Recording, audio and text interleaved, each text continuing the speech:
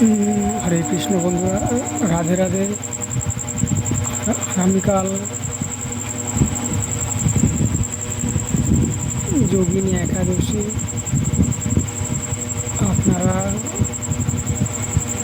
সবাই পালন করবেন।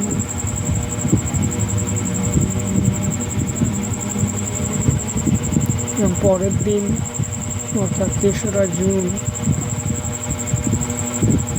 বুধবার পালন করবেন। সঠিক সময়ের মধ্যে পালন করবেন, তাহলে এই একাদশীর পূর্ণ ফল আপনারা লাভ করতে পারবেন। হরে কৃষ্ণ, রাধে রাধে। সবাই ভালো থাকবেন। শুভরাত্রি।